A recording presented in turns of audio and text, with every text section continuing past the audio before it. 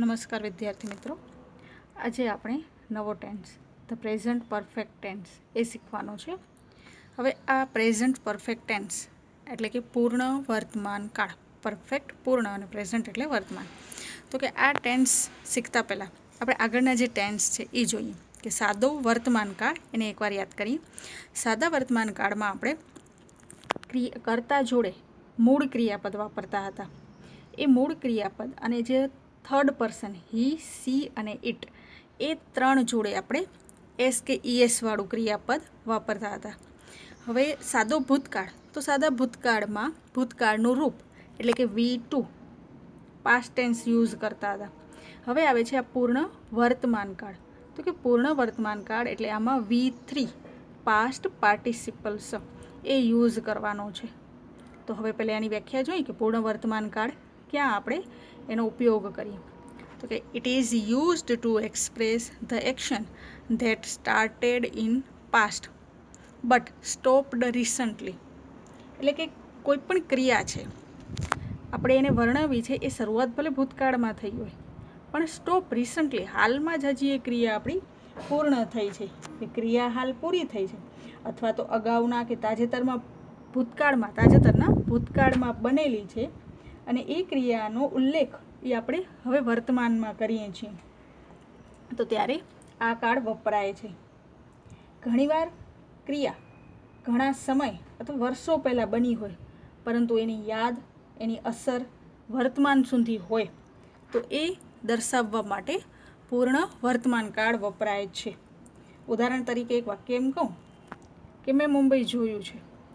હવે એ જે મુંબઈ જોયું છે એ વર્ષો પહેલાં ગયા હશે, પણ યાદ કરતાં જ એ સમગ્ર શહેર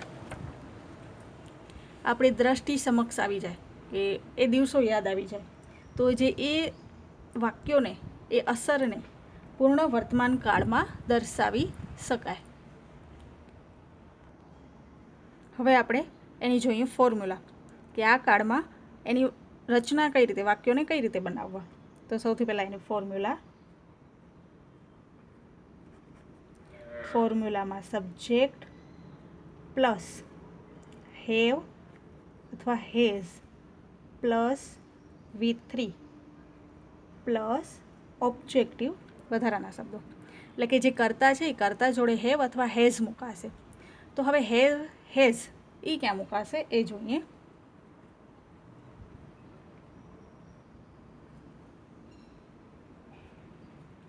સિંગ્યુલર અને પ્લુરલમાં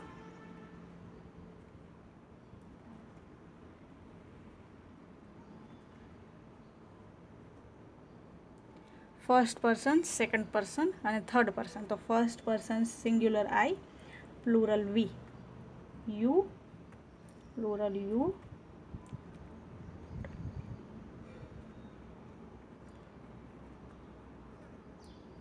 થર્ડ પર્સન હી, સી અને ઇટ અને પ્લુરલમાં ધે. હવે આઈ જોડે have, we have, you have, you have,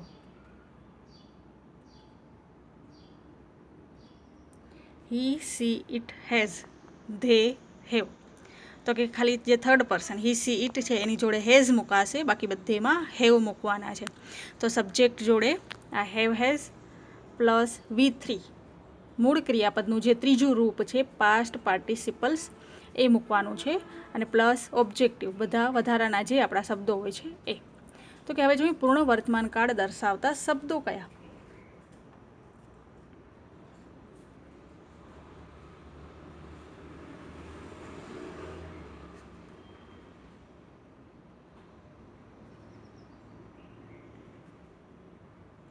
પૂર્ણ વર્તમાન કાળ દર્શાવતા શબ્દો.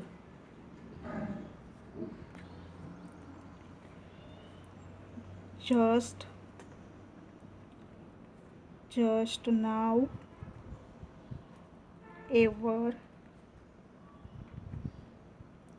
Never, already, yet, since, for. સેન્ટેન્સીસમાં આવા બધા શબ્દો હોય તો આના ઉપરથી આપણે એમ કહી શકીએ કે આ પૂર્ણ વર્તમાન કાળ છે, અથવા તો V3 અને હેવ હેઝ હોય તો એના ઉપરથી આ પૂર્ણ વર્તમાન કાળ. અને વાક્ય રચના બનાવવા માટે આ ફોર્મ્યુલા એક યાદ રાખવાની. હવે જોઈએ ફોર એક્ઝામ્પલ તરીકે અફર્મેટિવ સેન્ટેન્સીસ એટલે કે હકારાત્મક વાક્ય. ફોર એક્ઝામ્પલમાં પહેલું સેન્ટેન્સીસ જોઈએ. I have just finished my work. I have just finished my work. મેં મારું કામ હમણાં જ પૂરું કર્યું છે. બીજું sentences we have received our books. We have received our books.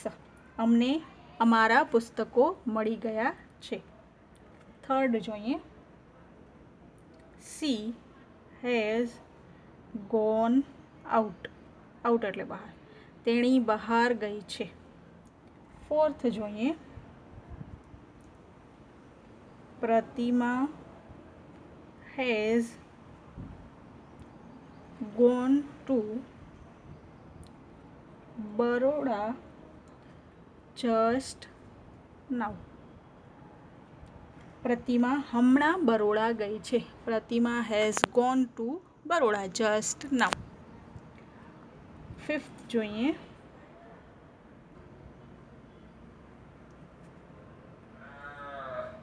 It has rained heavily recently. It has rained heavily recently. Recently હાલમાં તાજેતરમાં જ વરસાદ થયો છે. પછી છઠ્ઠા નંબરનું જોઈએ. Manan has already completed his study. Manan has already completed his study. મનને તેનો અભ્યાસ પહેલેથી જ અગાઉથી જ પહેલેથી પૂર્ણ કરેલ છે.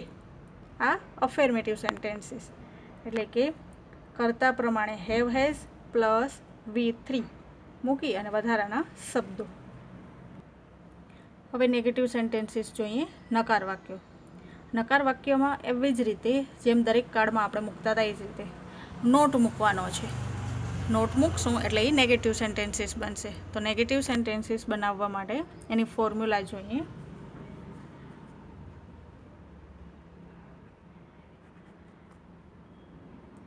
Subject plus have has plus not plus V3 plus objective. કે જ્યાં હેવ હેઝ મૂકો છો એના પછી નોટ મૂકો અને વાક્ય રચના જેમ આપણે અફર્મેટિવમાં બનાવતા હતા હકાર વાક્યમાં એવી જ રીતે એમાં બનાવવાની. એક્ઝામ્પલ તરીકે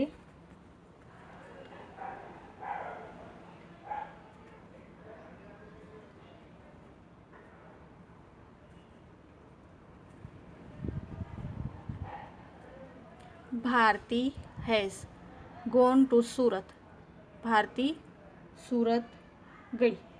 હવે આનું નકારમાં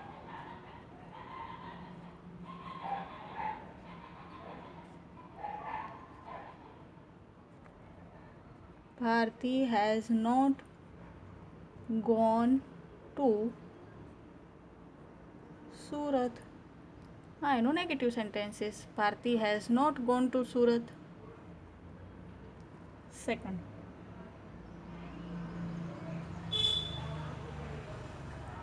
Rahim has sold his house. Rahim has sold his house.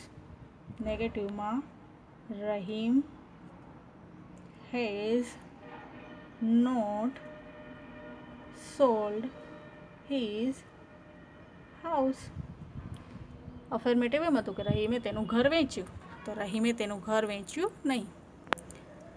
આ નેગેટિવ સેન્ટેન્સીસ કે નોટ મૂકી અને તમે સરળતાથી બનાવી શકો છો નેગેટિવ સેન્ટેન્સીસ. 3rd નંબરનું એક્ઝામ્પલ જોઈએ.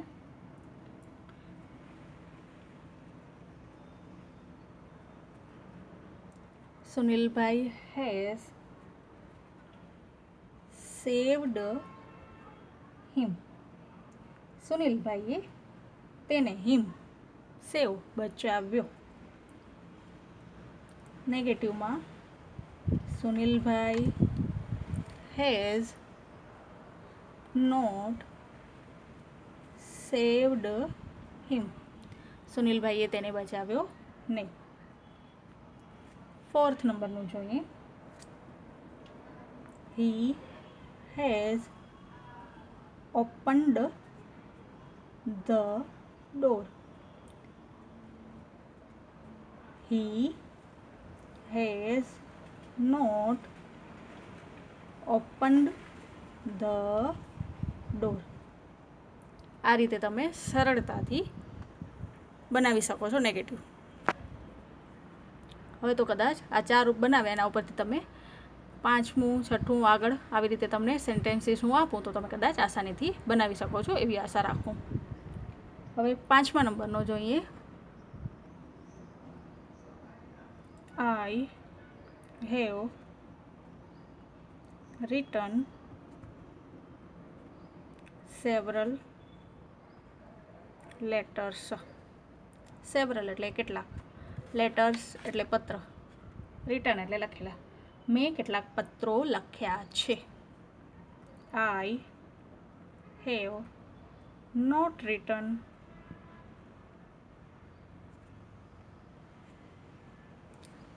several letters. I have not written several letters. 6 નંબરનો જોઈએ. They have cheated this boy. તેઓએ ચીટ કરવું એટલે છેતરવું. ધીસ બોય આ છોકરાને છેતર્યો છે. કે તેઓએ અથવા તો તેમણે આ છોકરાને છેતર્યો છે. નેગેટિવમાં they have not cheated this boy. They have not cheated this boy. તો આ હતી નેગેટિવ સેન્ટેન્સની ફોર્મ્યુલા કે સબ્જેક્ટ હેવ હેઝ નોટ મૂકો V3 પ્લસ ઓબ્જેક્ટિવ.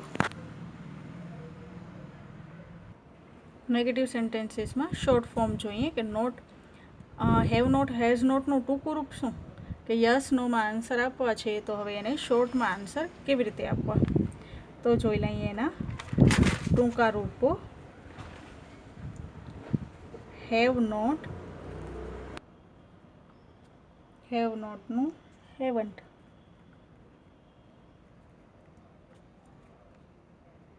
હેઝ નોટનું હેઝન્ટ. એટલે કે જ્યારે શોર્ટ ફોર્મમાં આપણે હા તે કર્યું, ના તેણે નથી કર્યું એવી રીતે જ્યારે શોર્ટમાં આન્સર આપી ત્યારે હેવન્ટ અને હેઝન્ટ આ રીતે એનો ઉપયોગ કરાય. હવે આપણે આગળ જોઈએ ઇન્ટ્રોગેટિવ એટલે કે પ્રશ્નાર્થ વાક્ય. હવે આની ફોર્મ્યુલા જોઈએ કે ઇન્ટ્રોગેટિવ સેન્ટેન્સીસમાં પ્રશ્નાર્થ વાક્ય કેવી રીતે બનાવવા. તો જે સહાયકારક ક્રિયાપદ છે હેવ હેઝ, એ હેવ હેઝને સૌથી પહેલાં વાક્યની શરૂઆતમાં મૂકવાથી વાક્યની શરૂઆતમાં મૂકશું તો એ પ્રશ્નાર્થ વાક્યમાં ફેરવાઈ જાય છે. તો સૌથી પહેલાં આપણે હેવ અથવા has plus subject plus V3 plus objective આ ઇન્ટ્રોગેટિવની વાક્ય રચના એટલે કે એની ફોર્મ્યુલા. હવે એના એક્ઝામ્પલ જોઈએ તો સૌથી પહેલાં first the dog has bitten a man. કૂતરાએ માણસને કરડ્યો છે. તો હેઝ એટલે આગળ લેવાનું. Has the dog bitten a man question mark. Has the dog bitten a man? Second નંબરનો they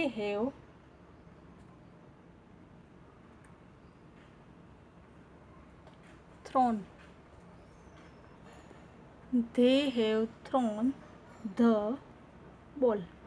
થ્રોન એટલે ફેંકવું, કે તેઓએ બોલ દડો ફેંક્યો છે. તો હેવ ધે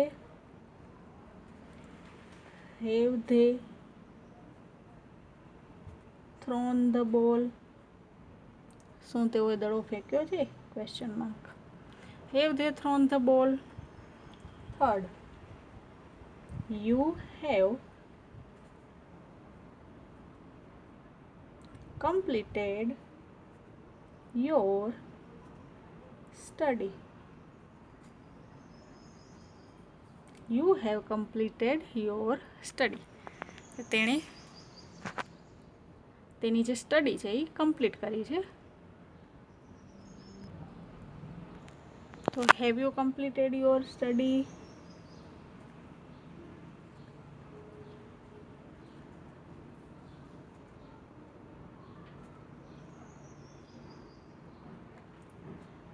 આ રીતે પ્રશ્નાર્થ વાક્ય કે હેવ હેઝને તમે આગળ મૂકો એટલે એ ઇન્ટ્રોગેટિવ સેન્ટેન્સીસમાં ફેરવાય છે. હવે જોઈએ ફોર્થ નંબરનો. હવે ફોર્થ નંબરનું, Hasan has forgotten his friends. કે હસન છે જે નામનો છોકરો ફોરગોટન ભૂલી ગયો છે, હિઝ ફ્રેન્ડ્સ તેના મિત્રોને હસન ભૂલી ગયો છે. તો ક્વેશ્ચનમાં has Hasan forgotten his friends, શું હસન તેના મિત્રોને ભૂલી ગયો છે?